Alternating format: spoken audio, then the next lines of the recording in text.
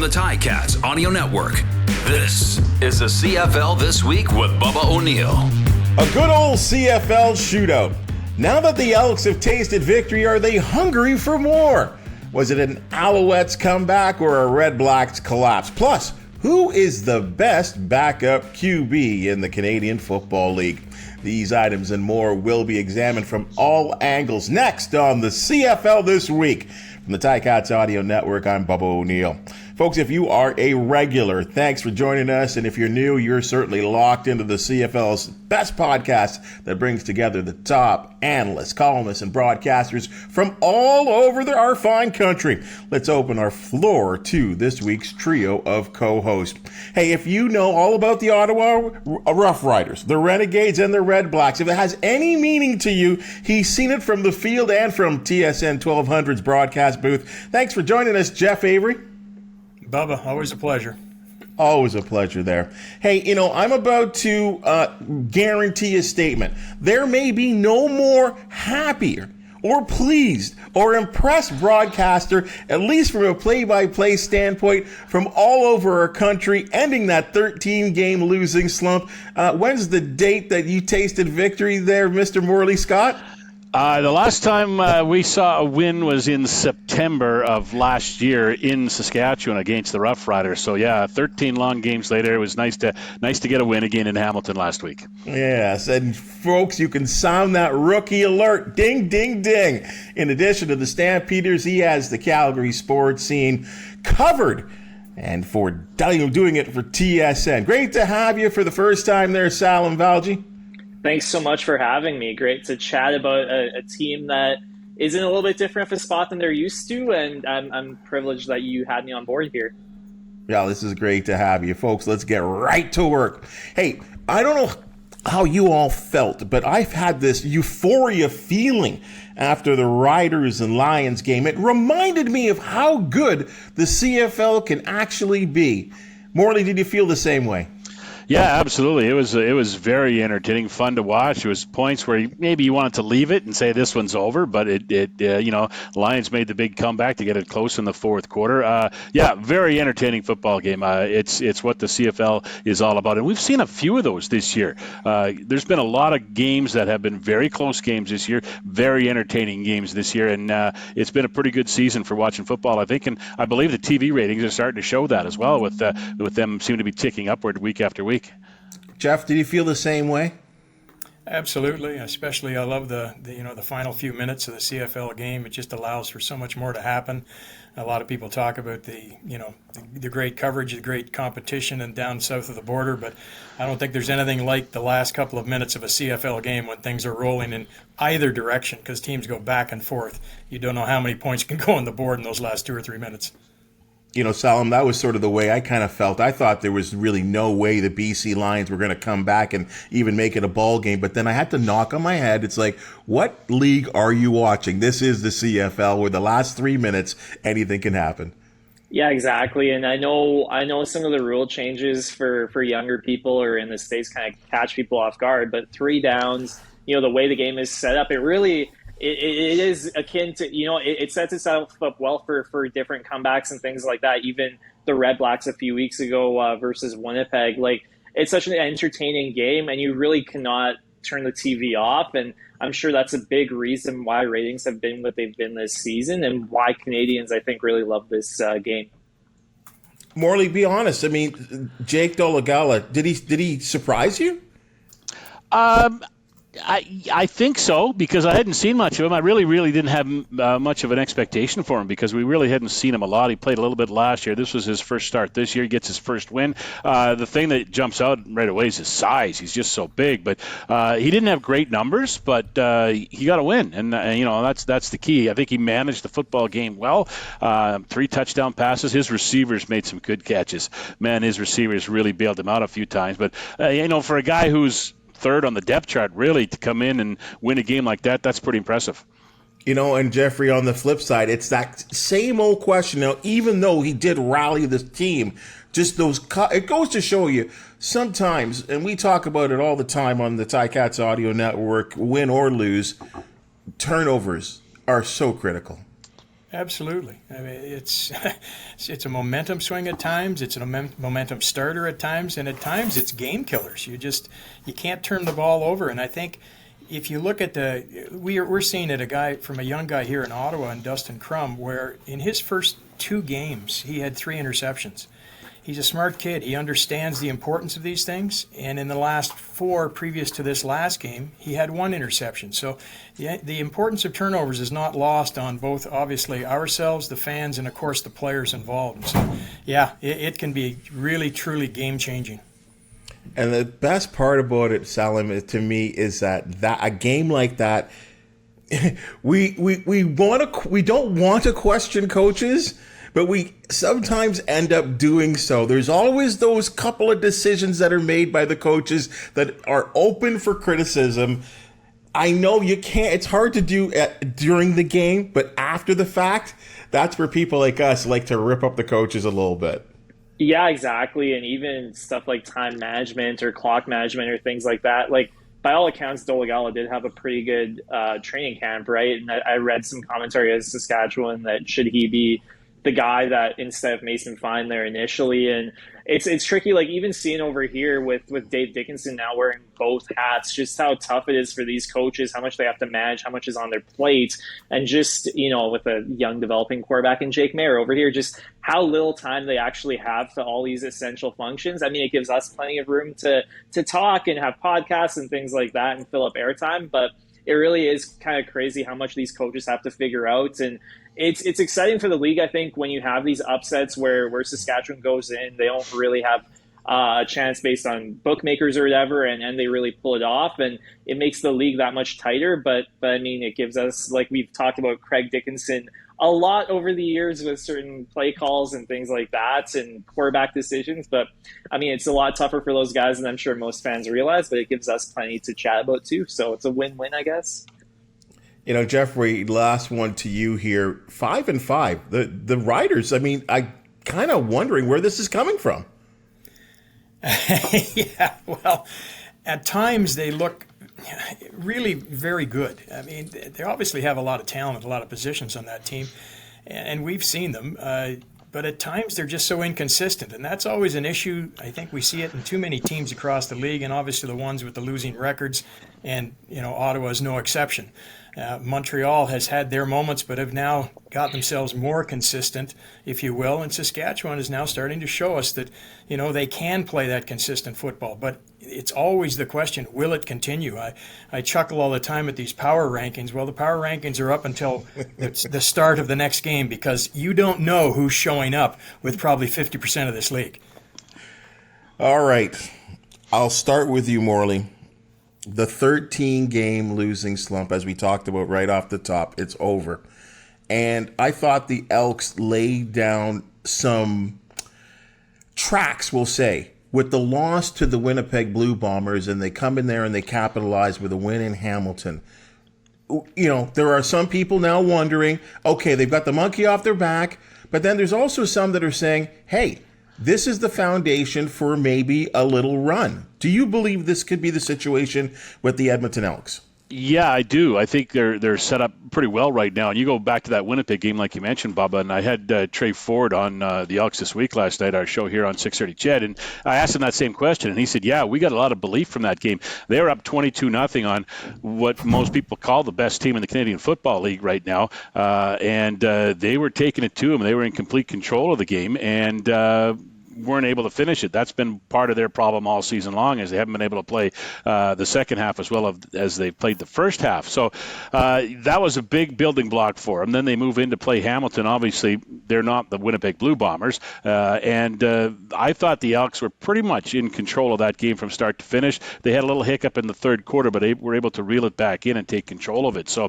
it's a building block for sure, that game. And now they're set up moving forward, because if they're going to make the playoffs, and I know it's ridiculous to say halfway through the season with one win that you got a chance to make the playoffs, but they do. I mean, they're going to have to catch Hamilton, Ottawa, and Calgary. All three of those teams have 3 wins. The Elks beat Hamilton last week. They play Ottawa this week, and then they got back-to-backs with Calgary.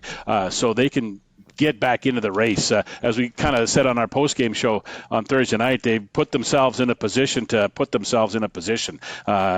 maybe make some noise. So they're not quite there yet. They've got to do a lot of work, and they got some work ahead of them. But at least they've got to win. And to a man, through this whole awful stretch this season, they've been positive, and they said, we just need one win. Once we get one win, we're going to turn it around and play much better. So we'll see if that carries over on into Sunday night when they play the Redblacks. Jeff, that has to be a fear for the Redblacks right now, that this team, they have confidence now.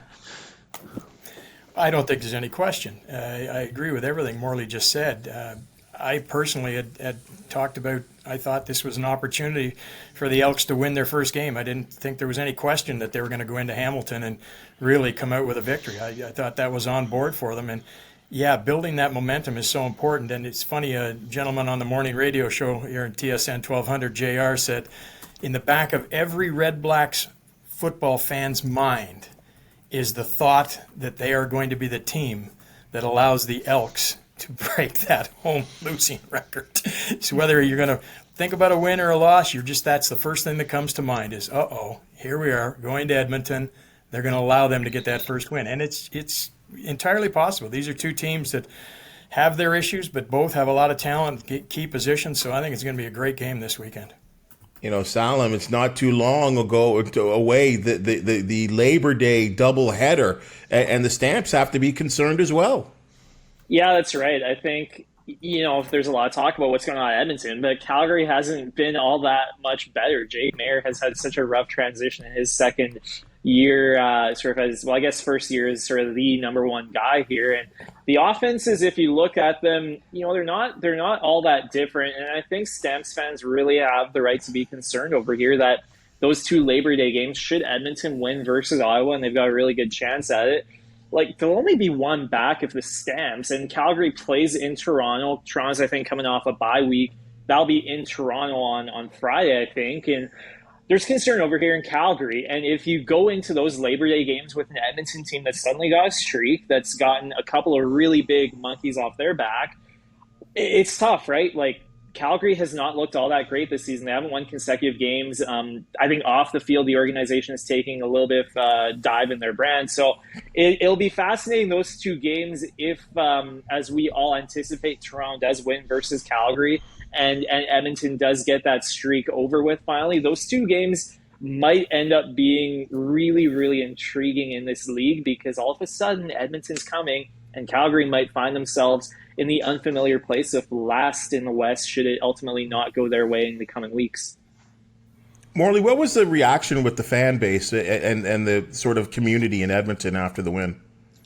Pretty relieved, obviously. I think they'll be more relieved. I think the original phrase would be, yeah, but can they win at home? And I think that's what everybody's waiting for. I think the first win at home, whenever it comes, will be more of a relief to everybody and to the organization especially as well. But yeah, I think people are pretty happy. They're especially happy that Trey Ford's getting the opportunity to play, because the fans have been calling for him and criticizing Chris Jones a little bit for holding him out. And I maybe take the opposite look and say, maybe it was a good move by Chris Jones to hold him out until he's ready to play, and then he felt he was ready to play, put him in, and he's had two pretty good games so far. Numbers aren't fantastic, but he's had two pretty good games, and he's got a win, and he's held on to the football last week, and the offense looks totally different with him in at quarterback and Jarius Jackson calling the plays. They're doing a lot of different things. So, everybody's relieved here, but they know it's a long road and a deep hole that they're in, so they're kind of still in the show me state, where it's, okay, you won one, but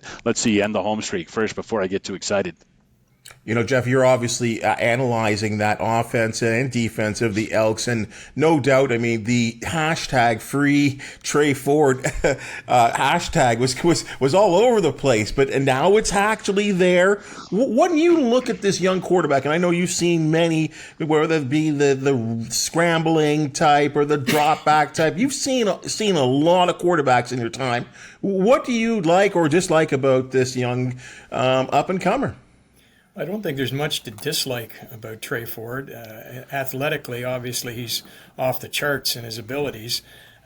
He also seems to have, for a young kid, he seems to have a good head on his shoulders, and you see it from a few players when they come into this league, and we're actually seeing one very similar in Ottawa in Dustin Crum, and before him the injured Tyree Adams, a couple of young quarterbacks that they looked comfortable in the pocket, they looked comfortable running the offense, they looked comfortable in the huddle, and I think I see all those same characteristics in Trey Ford.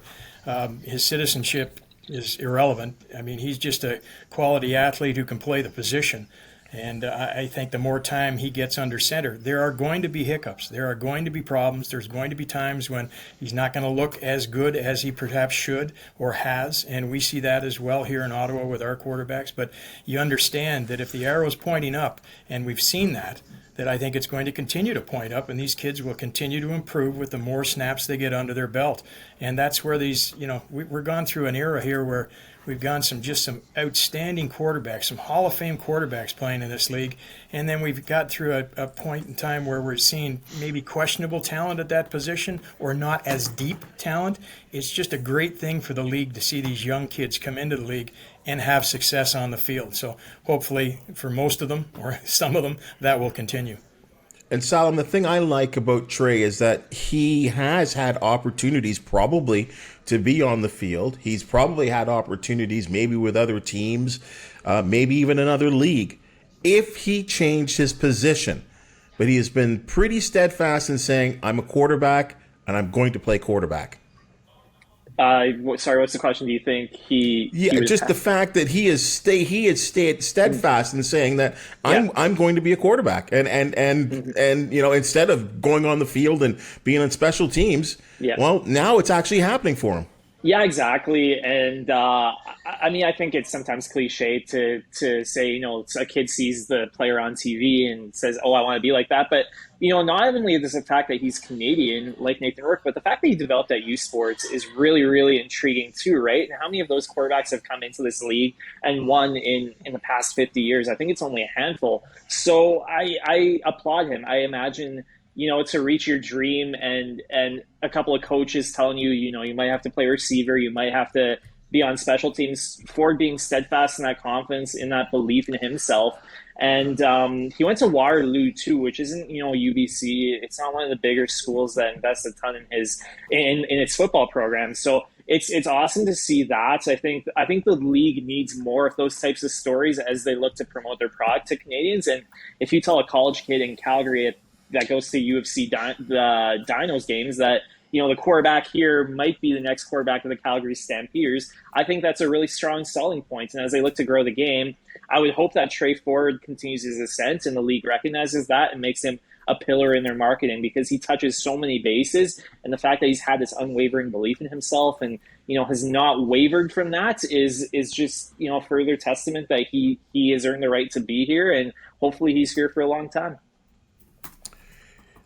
The week had, I guess, no less than two outstanding finishes, and another one was in the nation's capital, where the Alouettes came back and again proving in the Canadian Football League in the last 3 minutes anything can happen, and they pull off a nice comeback and defeat the Redblacks in what was a big, tough Eastern Division game. Jeff, you called the game. Credit to the Alouettes for the comeback, or did the Redblacks get a little conservative down the stretch and sort of invite that situation to happen to them? Well, in a couple of instances, yes, I'd agree with that, Bubba, that there were a couple of spots where you saw the coverage in the secondary soft, and Montreal took advantage of that, getting the ball in the hands of the receivers underneath, and were able to convert those into first downs. And you don't want to not give credit to Montreal. Certainly they did what they had to do. But when you're going to have breakdowns in the secondary that continues to occur here in Ottawa, where you have receivers running 10 and 15 yards from the nearest defender, that just can't happen. And that is always right on the shoulders of the Redblacks. And until they clean that up, you can't go in this week against a team with the talented receiving core that the Edmonton Elks have and expect to have any opportunity of winning a game unless you can keep coverage at least within reasonable distances on the receivers. And you don't see that anywhere else in any other team in this league, where receivers run wide open due to continual mental breakdowns. That has to stop. Salim, did you see this happening when you watched this contest?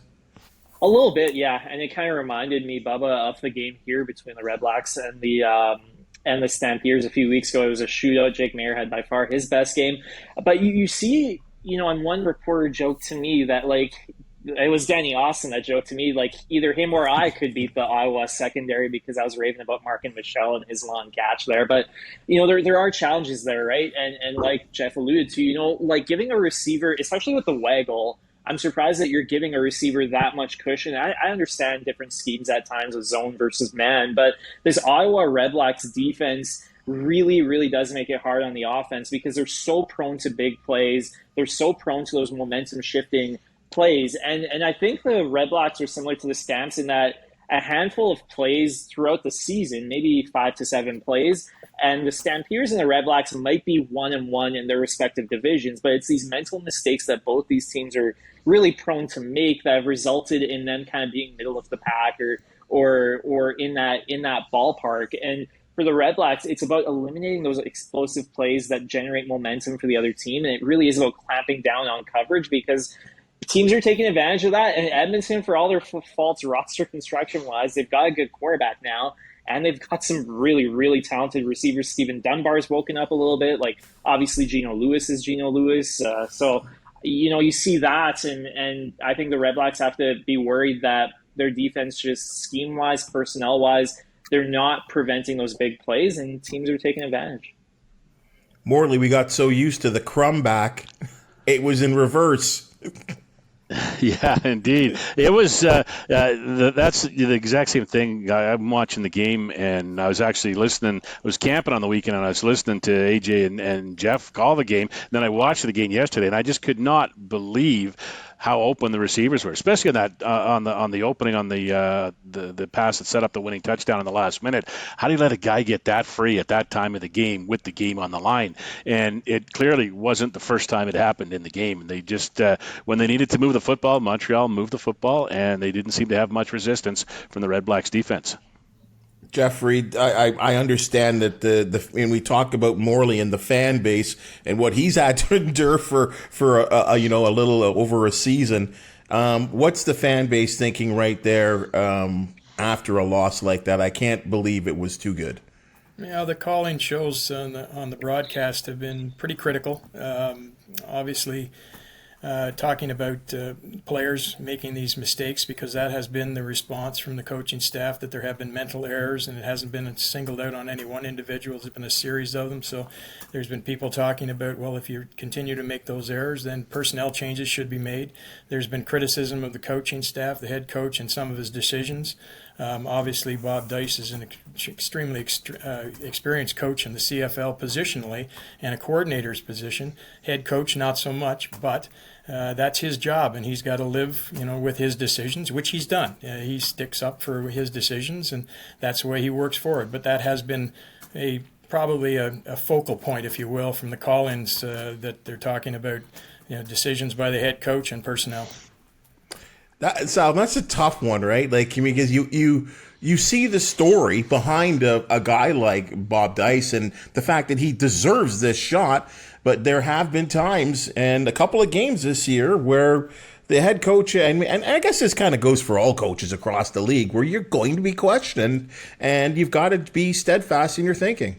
Yeah, and I think that's, again, easier said than done. I just listened to a podcast, and one of the comments was about how public opinion can sometimes sway private decisions. And we've all got access to social media now, right? And I think that's something you really, that mental kind of stamina to go with your gut or go with your process in the face of all of that is a lot tougher. And I kind of point to and like Dickinson's talked about this a lot, just how much is on a head coach's plate, let alone someone that's coordinating special teams and the head coach or being the GM. And, I don't think we realize in the media just how 24/7, 365 those jobs are. And Bob Dice, that's such an incredible story, a guy that persevered, waited for his opportunity, clearly did a great job in the interim role last season, clearly had buy-in from the players. And for him to, lose his starting quarterback in a heartbreaking kind of manner to start the season, well, Dave Dickinson might be one of the best coaches in the league, but could he have survived if Bo Levi had the injuries of, say, Jeremiah Masoli?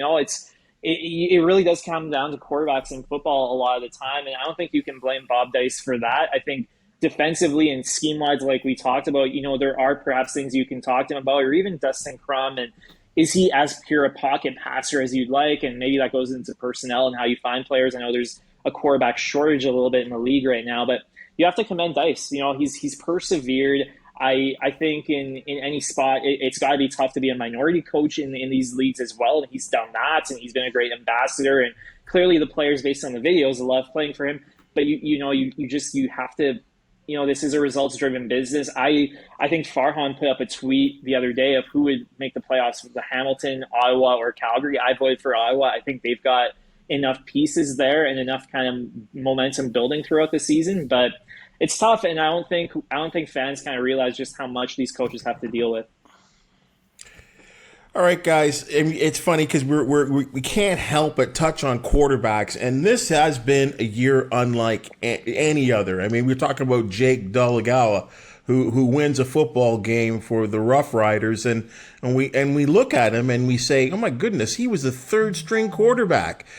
Jeffrey Avery, I mean, like same thing with Trey Ford, started out as the third string quarterback, but now the starter. So I'm going to ask all of you guys right now, in this year of the injured starting quarterback, who's the CFL's best backup QB? Well, that's a heck of a question, Bubba. I don't know whether you can come up with an answer. I mean, I would be a homer and say Dustin Crum has illustrated that perhaps he maybe deserves that crown, but he was behind another quarterback who was illustrating a lot of abilities here in Ottawa, in Tyree Adams. And so there's a couple of young guys. You look across the league, and there's a lot of kids and youngsters playing that position that never get the opportunity. And there's a variety of reasons. And obviously there's bias when you see where they come from, their backgrounds. As Salim mentioned, it's great to see a U Sports guy in Trey Ford get out there and make his, obviously doing what he's doing. So these kids are getting a chance because of injury, and we're actually getting a chance maybe to see them where we never would have seen them before. They never would have seen the field until here in Ottawa. If Masoli stays healthy, well, he plays for another 2 years. Who knows who's A, still on the roster, and B, how have they developed at all, with the limited snaps you get in practice. So, yeah, I think there's a lot of bona fide competitors for that title you just asked for. I don't know how you come up with who's the winner, but I'm going to be a homer and go with Dustin Crum. Who do you got, Morley?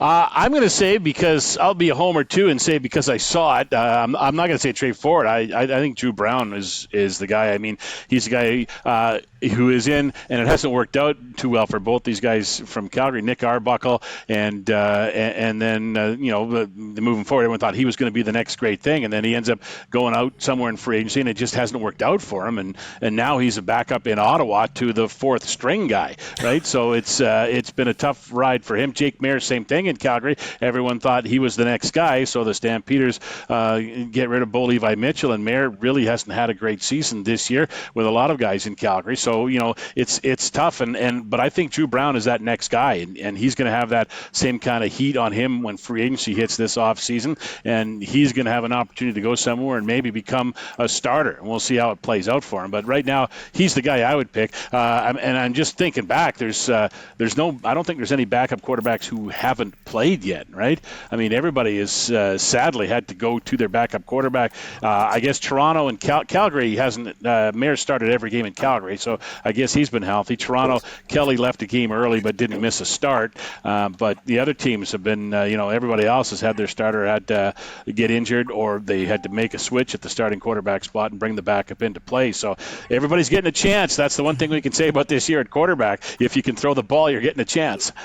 Well, in Salim, I know that Calgary is technically the only one where we really haven't. I mean, Stevens comes in and runs his third down plays, but yeah, Jake has been the guy. But boy, it sounds like, according to some of the fans, they'd like to see some of the backup quarterbacks as well too.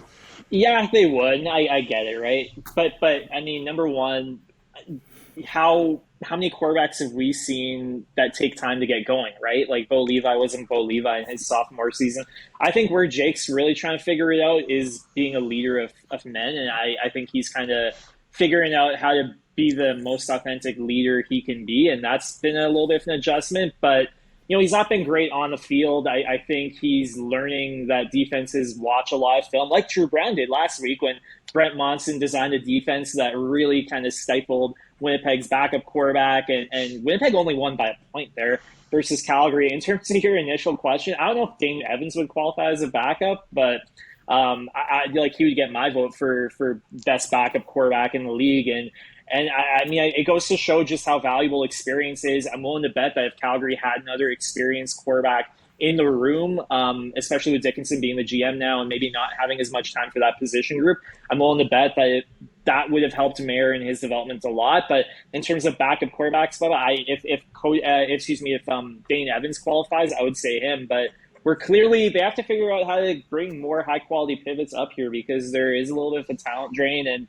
I mean, maybe it's unfortunate luck this season with injury, but we have talked about that in the past with this league needing more high-quality pivots, especially with Bo Levi kind of nearing the end of his career and Masoli's future being up in the air a little bit, unfortunately. So they got to figure out some way to entice the Americans or develop more youth sports talent to make sure that we've always got sort of a healthy cupboard of high-quality signal callers here. Jeff, you've watched this league and I said played in this league for many years, and we always do say this. And Morley, I know you probably even say it on your broadcast. This is a league where teams need to have two quarterbacks. Like it's just always kind of been that way. But Jeff, have you seen anything like this where the depth chart is getting pushed to the limit on so many teams at that position? No, never. I mean, you're talking a variety of teams getting down to number 3 and number 4. That's, just never seen anything like this. And I think if you go back a couple of decades, the starters did a better job of staying healthy for a variety of reasons. But in the last, 15 years, injuries have really become part of the game at the key position. And it's become even more integral to have that backup quarterback or a third quarterback, or in our case, a fourth quarterback on the roster that you actually can have some faith in. But it always comes down to, with these injuries coming up, how many snaps do these guys get? Very limited in practice. The way practices are run these days, you don't get a lot of work. You're running the other team's offense. You're getting limited work with number ones. And if you do get the opportunity to step in, they always have to have a couple of weeks to just get them familiar to who they're throwing the ball to.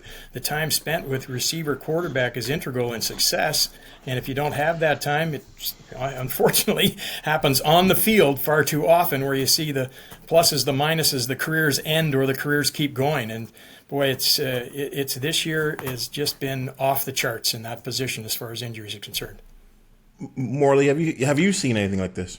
I think back to 2015, and I remember the Elks opened up that season playing a game in Fort McMurray against the Toronto Argonauts, and Mike Riley suffered a pretty bad knee injury in that game. And then after that game, we were watching the Riders play their game that night, and Darian Durant tore his Achilles in that game. And I think there was 2 or 3 other starters who got injured in the first month of the season. And that's I can't remember exactly who it was, but I remember it was a season where a lot of starting quarterbacks got hurt. And absolutely, you got to have at least 2 now, because you got to have one who's your starter, one who can fill in, and one who can run short yardage, really, when you think about it, and then you're set. But it's been tough. I mean, Ottawa started 4, Edmonton started 3, I think Hamilton started 3. That's pretty rare when you get that deep into the league with teams starting 3 and 4 quarterbacks in one season.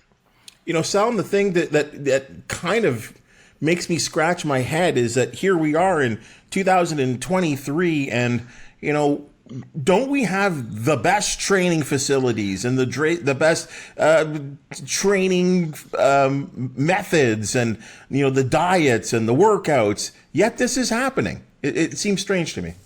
Yeah. Do we need to change the rules maybe a little bit? I don't know. Did you hear what Zach Callara said yesterday? He returned to practice in Winnipeg, and he was asked about the hit from the Elks' Coney Ely that put him out for, I guess, a game and a half, game and 3/4. And he didn't think – he said there was nothing malicious about the hit, but he said – something could have been called, and then he kind of made a comment about the CFL doesn't seem to really care about protecting the quarterbacks anyway, something along those lines.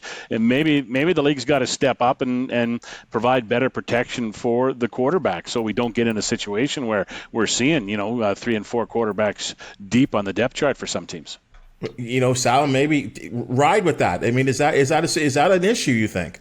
Yeah, it is, and I think Morley nailed it, right? Like having these quarterbacks kind of be outspoken. I think Bo Levi's is more of a fluke play, I guess both times. But and I'm not sure what the solution would be. Whether it's already so tough for defensive linemen as it is, given the rules regarding where hand placement can be and things like that. And a lot of these rules are good, but the reality is that these quarterbacks generate like it's the most important position for a reason, right? It's what fans gravitate towards, and at the same time, though, how much of the onus is on the team to develop these quarterbacks? Like, I'm at Stamps practice every day, and I don't see Tommy Stevens running first team offense a ton. Like, he's probably the best short yardage quarterback in the league, but how many times have I seen him really get a lot of reps with Reggie Begelton and the full offensive line and Mark and Michelle? It really isn't a whole lot. And like when you alluded to, like, practice time is limited, but how much of it is on the teams to develop these quarterbacks and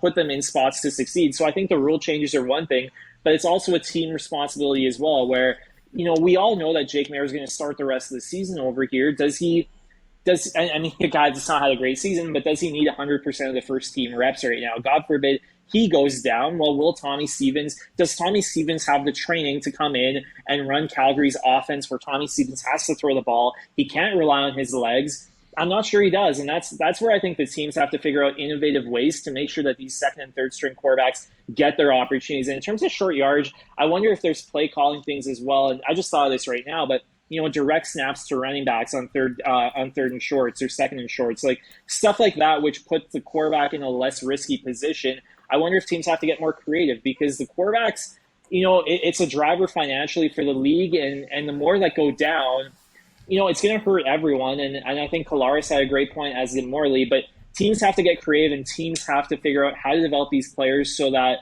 it's just not on the league, it's on the teams themselves. Jeff, last one to you on this. Are the quarterbacks protected well enough, or does this have to be an increased focus?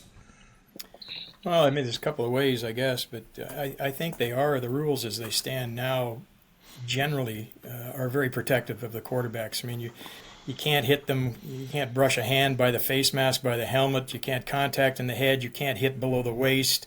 As Salim said, I just find it so difficult thinking of the defensive players as they are, fighting upfield against a 300-pounder, trying to get free to make a play on a quarterback, and then you expect to have perfect body control like you're a figure skater and be able to know exactly where you're going to make contact, how you're going to come down, what you're going to do as we're losing balance. And you see so many of these things that really the defensive player can do nothing about. But the league has put these rules in effect to protect the quarterback, and they're doing it as best they can. And heck, some of these quarterbacks we're seeing much more mobility. And again, I look at Trey Ford, I look at Dustin Crum, I look at Tyree Adams. These kids get out and run, and they escape the pocket and get themselves exposed to bigger hits as well. Now, they keep bouncing up so far, but as we all know, and we've watched this league for a long time, that only goes so far. It will catch up with you, the punishment you take when you leave the pocket. Morley, I have to ask you that because Jeff brings up a great point, that so many of these quarterbacks are not the Jake Dolegalas that he's just going to stand in there, 6'7" or whatever he is, stand in the pocket and throw. A lot of these guys want to run. So when they do run, should they be valued like a running back? Yeah, that's the question, because it's tough. You don't want them to get hurt, but you just can't let them run where they want to run without taking them down, right? It's still tackle football. It's still professional football. You still got to be able to give a hit, and you still got to be able to take a hit.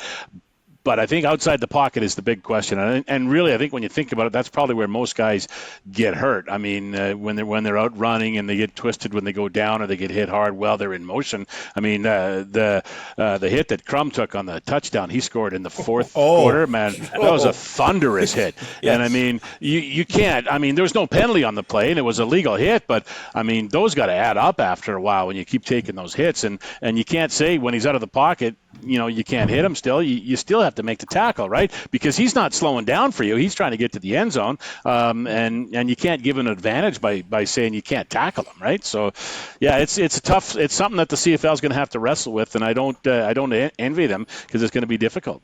That hit really was hellacious. Like, I mean, it's a good thing he had two offensive linemen to just guide him to the sidelines after that hit. Man, that was something else. He's one tough kid. I will continue to say that, especially seeing him twice from a Tiger Cat standpoint. You know, guys, I got real vintage, and Salim, I think you're probably the youngest of all of us. So excuse me if you don't even register here. I have an old soul. So.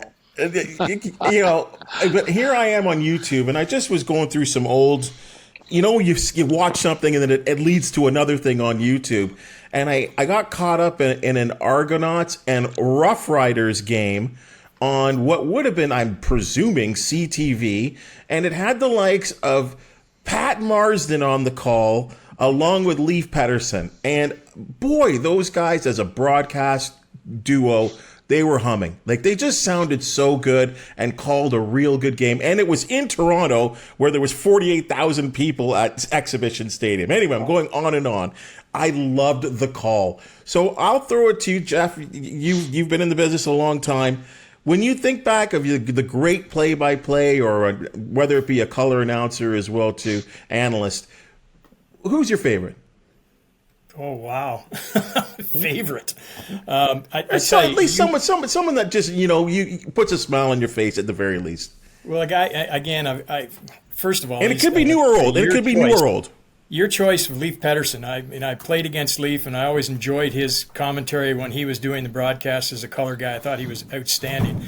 One guy here in Ottawa that just always brought smiles to my face was the play-by-play guy, Ernie Calcutt.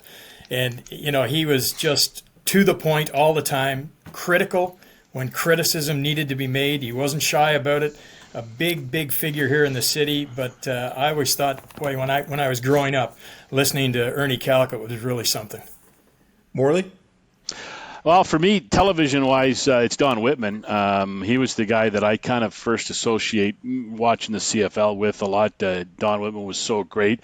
More recently, Chris Cuthbert. Always enjoyed listening to Chris Cuthbert, and really miss him. He's been doing hockey now for the last couple of 3 years, so I miss him doing games on radio. For me, it's Bob Irving. I spent when I was young, I spent a couple of years living in Winnipeg, and I loved listening to Bob Irving. And listening to him is probably one of the reasons I do what I do now, because I enjoyed listening to him so much. So those three for me, but in particularly Bob Irving, who kind of was the first guy who I heard call football, and I said, yeah, I kind of want to be like that. Yeah, Whitman was spectacular with the orange CBC jackets, and he had the little general on his side there, Ronnie Lancaster. Yep. Boy, again, to the point. Honest broadcasting, like criticize when needed to be, pat on the back when obviously the play deserves so. Those guys were outstanding, and boy, they covered a lot of games over back in the day. Salim, who's your guy? I grew up in Edmonton, so I guess Rod Phillips would have to be number one, just from a bigger picture perspective. In terms of CFL, I think it was Mark Lee that did a lot of CBC CFL stuff back in the day. And I remember growing up, and like family reunions for us in Edmonton would get paused when the Labor Day Classic was on, because we happened to have family gatherings around that time. And just hearing him on those calls was really iconic. And I think you kind of separate it into sort of the classics and the people that are doing it right now. And I think all the TSN people are number one. I love Dustin Nielsen. I love how he kind of has that classic element, but his calls can go viral just because he's just so enthusiastic and like, what is happening? And that stuff really plays well to today's crowd. So I'd say probably like Rod Phillips, Mark Lee, and then in 2023 for the broadcasters, Dustin Nielsen would have to be number one for me. Yeah, Mark Lee with the big man by his side. I mean, that was they were Walby, him, like they were crushing it. I mean, and I'm going way too far here probably, but I do miss the fact that CBC doesn't do the games as well too, and I know TSN do a wonderful job too. But I thought it was great to have more. There's no reason why we can't have more, right? So, but yeah, Mark Lee, a classic guy. We've been very, very fortunate here in Hamilton on CHCH. He has done games with us this on the university level, and still doing the Vanier Cup to this day as well too. So great to have a guy like Mark Lee still involved in the game. You know, Morley, it's funny you bring up Bob Irving. Are you surprised that he's so active on social media? No, I you know, he's always was outspoken, and you know, he's in a. I think for him, it's kind of a different situation now because he's sitting in the big comfy chair. He's got his feet up on the footstool, and he's watching the game, and he's just like a fan now. And I think different things get him upset or get him going a little bit more than he did when he was actually working the game. So yeah, no, I'm not, and he's kind of always been like that, and he's always said some things that get people talking. The neat thing I always liked about Bob is he'll throw something out there and everybody will get upset about it, and then he's gone. He's not in the conversation anymore. Everybody else is chiming in and chirping him and everything, but Bob's out. He's just watching. He's off having a glass of wine somewhere after that, right? he's a classic, boy, and certainly missed in the Canadian Football League. And Salim, to your point there, Dustin Nielsen really is something else. There may be no broadcaster that I've ever heard, at least in Canadian Football League, that can get out as many words in one breath. like it's but yet, you know, most of us, by the time we get to a certain point, we can't say another word. But he just seems to get it all in that last breath, and like whether his voice is cracking or not. And I can't be critical of someone that is certainly seemingly as passionate about a particular play and a game as certainly he has been. And he's outstanding. What a find for TSN. Yeah, exactly, Bubba. And I think at times, and you all would know this more than me, but you're sort of told to keep it between 4 and 6. Don't get too high, don't get too low on your calls. And Dustin Nielsen, like he doesn't abide by that, and that's the beauty of his calls, right? Like there's a reason why TSN shows his calls so often on SportsCenter, because he, you know, and I can see how if you're a casual fan, like you see yourself in Dustin because I think he grew up in Edmonton. He called UFA Golden Bears for a super long time before getting his shot, so he paid his dues, and you know, TSN scouted him, and like he's got that kind of story that you really love to see. And on top of that, he hasn't, you know, sometimes we get a little too professional or a little too kind of we forget what it's like to be the kid that is 7 years old and watching these athletes for the first time. And whenever I hear Dustin's calls, I feel like I see a little bit of that kid that's in him, you know, and it's great to see. And he's being unapologetically himself, and that's the beauty of his calls. So he's done a phenomenal job, and he's had a tough spot to work with because he's had a lot of Elks games and they haven't done great. So he's had to, you know, be that much more not a salesperson, but he's had to bring the product that much more glamour when maybe at times it was tricky to do. So Dustin, he's been a great find, and he grinded a lot to get to this point. And, you know, you see that 7-year-old kid in him, and that's the best part about his calls, I think. There is no mistaking his passion, and to step in for a guy like Chris. I mean, you know, basically step in and replace a legend. He's done a great job. I love listening to him. He's probably learned a lot from Morley. He's probably clearly. I think he's okay on his own. I think he's okay. He is. I love the passion and what he does, I think, differently from a lot of the other TV. He brings kind of a radio call to the TV broadcast, and that's where that excitement comes. Mm-hmm. And that's what I like, because I enjoy a radio call, any sport, more than a television call, because it's just more words, it's more passion, it's more excitement, and he brings that to the TV broadcast, which I really like. All right, guys, let's end up on this. Morley, right to you here. Our game of the week is, let's list them out here. The Owls at Bombers, Stamps at Argonauts, Tiger Cats at Lions, and the Redblacks at Elks. Your game of the week is, I think I know. I'm gonna go with the one I'm getting paid to watch. So yeah, I think that game can do a lot of things, because it's going to be, if the Elks win, it's going to be a huge story because they break the 3 or 4 year old losing streak at home. But it also tightens up the race so much for the final playoff spot, whether it be by the crossover or whatever. So to me, that's the most interesting game. Obviously, I'm a bit of a homer in that aspect, but I think if the Elks can win it, it's going to be the story of the weekend. Jeffrey, you can be a homer too. No, I agree with what Morley's saying. I think it obviously has a lot of ramifications. I also think it's the closest matched game of the 4. So I think it's just going to be I think it should be have an opportunity to be the most entertaining game as far as competition. And, we talk about Crumback and the Elks obviously getting things done now. So I think it should be a close one till the end and very entertaining game to watch. I wonder what the CFL record is for most yards run combined by quarterbacks in games, because I don't know what it is, but we might see it on Sunday with these two quarterbacks. Ooh, you've got a project for all of us. That's a good one there. That's fantastic. Salim, your game of the week is?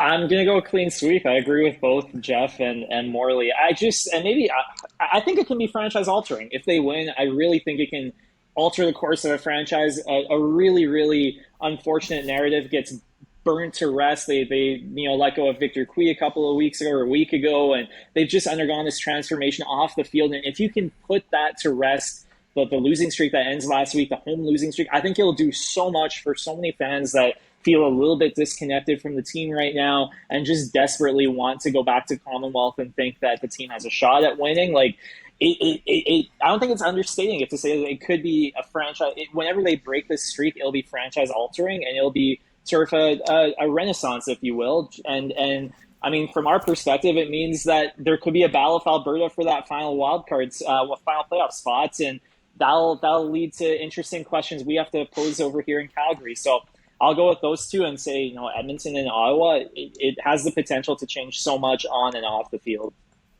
Jeff, it's crazy. We haven't even gotten to Labor Day, but you're right. When you look at this matchup, all three of you, whether it's the Ticats, whether it's the Redblacks, whether it's the crossover, we're talking playoffs right now, and a game like this could have some serious implications and maybe someone having an advantage.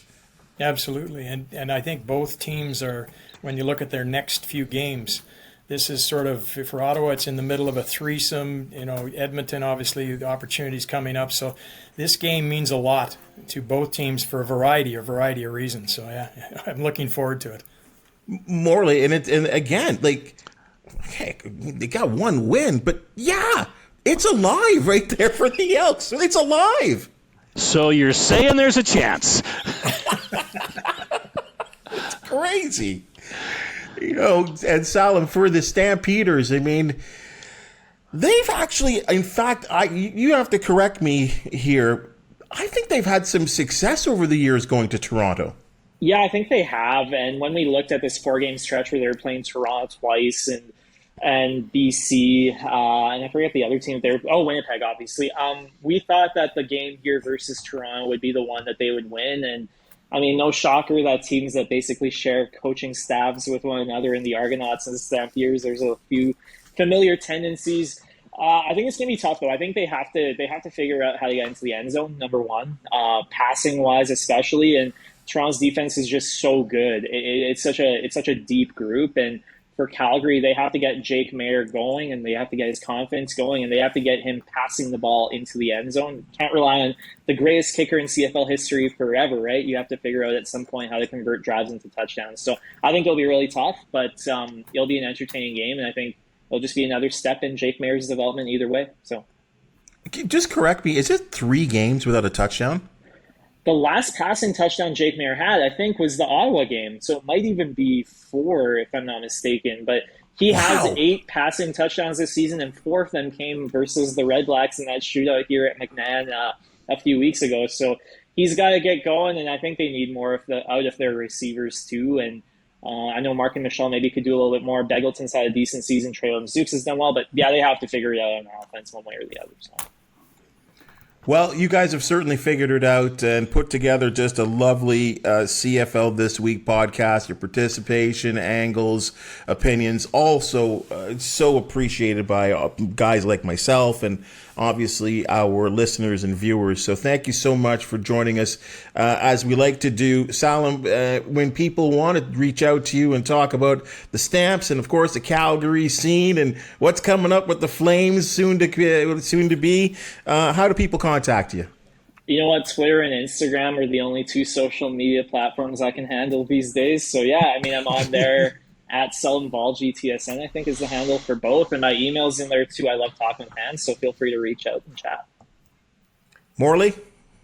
You can get a hold of me. I still don't want to call it X, but Twitter or X and Instagram, Morley_Scott, and reach out and say hi. I love talking with, especially with CFL fans.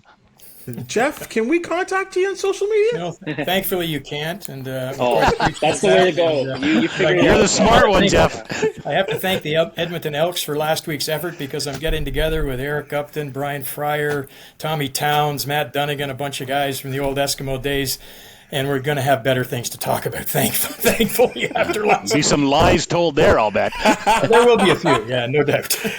Well, okay, so if people want to contact Jeffrey, I'm putting it out there, Super AJ on Twitter. Contact AJ. He'll pass it on to me. And we'll put it out that way. Anyway, guys, thank you so much for joining us. And, of course, thank you so much to the listeners and the viewers as well, too. You know where to find us on the Ticats Audio Network with the CFL This Week on your favorite podcast catcher and wherever you listen to your favorite podcast. We're always on YouTube. We appreciate the like, the subscribe, the 5-star review. We certainly like bringing it to you, and we certainly appreciate when you give us that little nudge of what you'd like us to talk about, and certainly if you're liking the broadcast. And of course, on the Ticats Audio Network, not just the CFL This Week, all kinds of programming. If you love the CFL, and of course, you're the Hamilton Tiger Cats as well. Again, my name's Bubba O'Neil. You've been listening to the CFL This Week. All right, we'll talk to you next week.